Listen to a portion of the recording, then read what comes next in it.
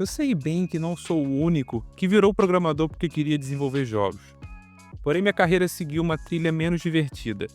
Eu me tornei desenvolvedor front-end, agora perto de completar 10 anos de carreira. Estou escrevendo esse roteiro numa madrugada durante as minhas férias, depois de passar alguns dias estudando o desenvolvimento de jogos nas horas vagas. Mas eu escolhi um caminho bem diferente do comum. Estou desenvolvendo um jogo usando Golang e uma engine pouco conhecida, a Ebit Engine.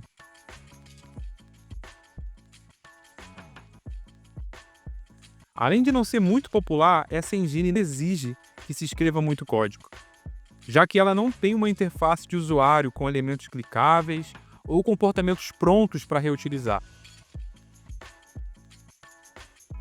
O Ebit Engine só fornece um loop básico de 60 FPS e a opção de desenhar imagens na tela. Através dos exemplos, você até consegue encontrar uma boa fonte para copiar algumas funcionalidades, mas você ainda vai ter que escrever código, muito código. E considerando que a arquitetura de jogos costuma ser bem complexa, não será um desafio tão fácil se você pretende aplicar boas práticas, padrões de projeto e código limpo.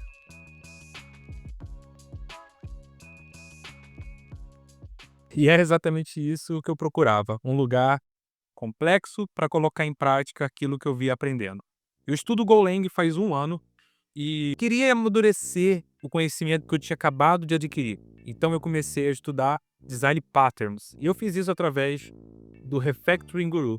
Tanto técnicas de refatoração como os Design Patterns clássicos da Gang of Four. Eu comecei a aprender por aqui e também por um curso na Udemy e eu precisava colocar em prática em algum lugar. E foi por isso que eu comecei a desenvolver esse jogo, que eu estou desenvolvendo no formato de framework porque eu quero criar uma base para que eu consiga fazer outros jogos e fazer tudo na mão.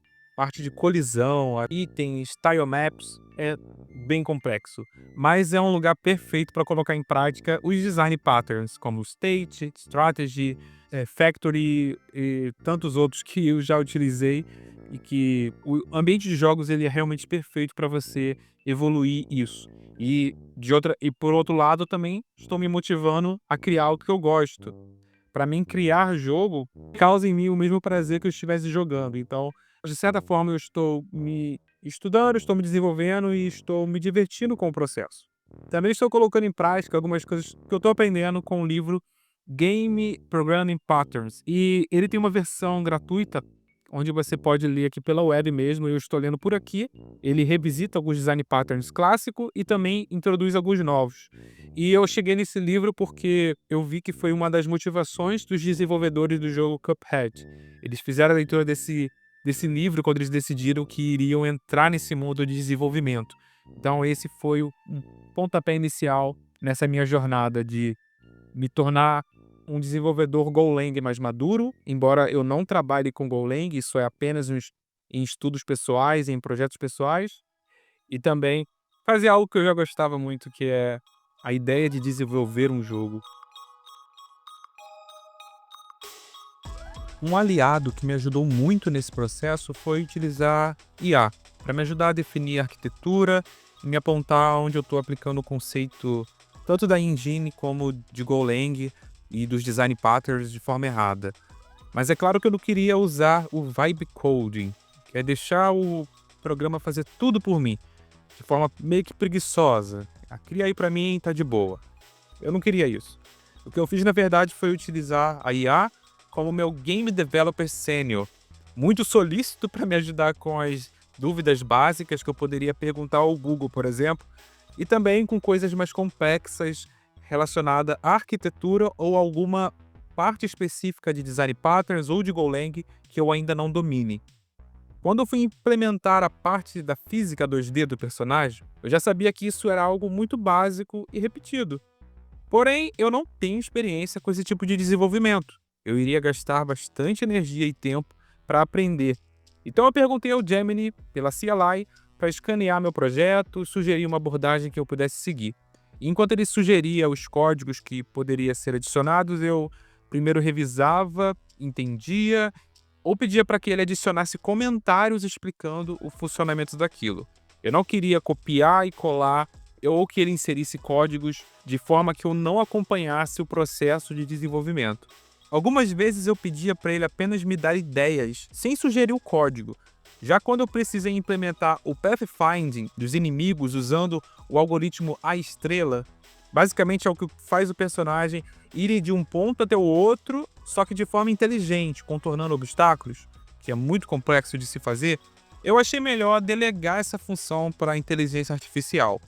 O cálculo matemático é muito complexo e eu não saberia como pôr em prática. Eu deixei ele fazer esse código, coloquei em um arquivo separado e eu apenas quero o resultado desse processo. E eu não preciso me aprofundar para que eu possa focar no que é a essência de tudo o que eu estou fazendo. Bom, as minhas férias acabaram. Eu acredito que eu consegui adiantar bastante coisa, mas agora eu preciso conseguir adicionar o tempo de estudo e de desenvolvimento de jogos no meu tempo livre, já que eu tenho um trabalho como desenvolvedor e preciso, principalmente agora no retorno das férias, voltar no ritmo de antes. Mas eu vou tentar ao máximo deixar esse projeto sempre atualizado. E caso esse vídeo dê um bom retorno, quem sabe eu não faça uma outra parte, quem sabe focando na parte de pixel art. Inclusive eu vou tirar um pouco minha cara e colocar um personagem que eu estava fazendo para esse jogo, que basicamente ele é um Tomate.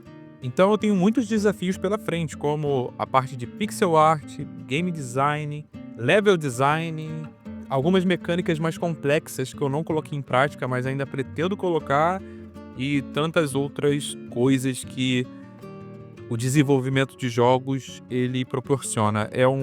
Parece que é um mundo sem fim, ainda mais se você não colocar limite e ficar pensando em todas as funcionalidades e coisas que você quer colocar, o seu projeto vai ser infinito. Parece que desenvolver jogos, eu acho que é um mundo muito mais complexo do que desenvolver projetos para, pelo menos com o que eu tenha trabalhado sozinho.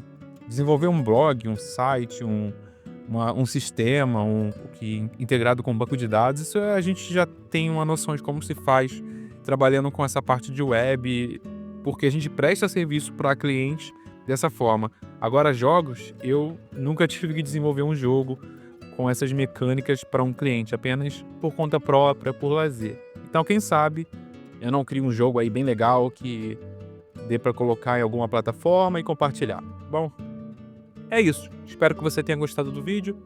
Ajuda aí a compartilhando. Eu sei que você não vai compartilhar, mas pelo menos deixar um like é fácil. E um comentário também, dando a sua sugestão aí ou comentando alguma parte do vídeo que você tenha achado legal.